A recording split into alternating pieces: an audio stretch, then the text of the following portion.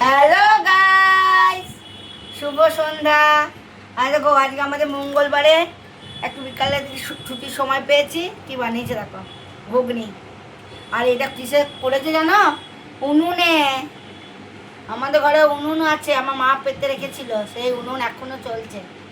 আর যে 4 বছর হয়ে গেল, বৌদি ওটাকে ঠিক করে করে ব্যবস্থা করে করে বাগিয়ে বাগিয়ে রেখে দিয়েছে।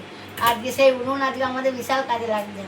আর দেখো উনুনে কষেছে, ঘুগনি কেমন হয়েছে, যত কষে তত ভালো হয়। লাল লাল করে করেছে দেখো ঘুগনিটা। হ্যাঁ দেখো, আমরা আজকে একটু ঘুগনি খাওয়া হোক। মঙ্গলবার দিন সকালে এঁচোড়ের তরকারি খেয়েছি, সন্ধ্যের সময় একটু ঘুগনি খাওয়া হোক। ঘুগনি খেতে তো দারুণ লাগে। আর ঘুগনির জন্য কি আছে দেখো, নারকেল কুচি, পেঁয়াজ কুচি, কাঁচা লঙ্কা, ছেলেগুলো বেশি খাবে না, একটা দুটো। আচ্ছা, আর এটা কি বলো তো, এটা সবথেকে প্রিয় জিনিস, কী বলো তো, এটা তেঁতুলের চাটনি। এটা তো দিলে একদম মো করবে একদম।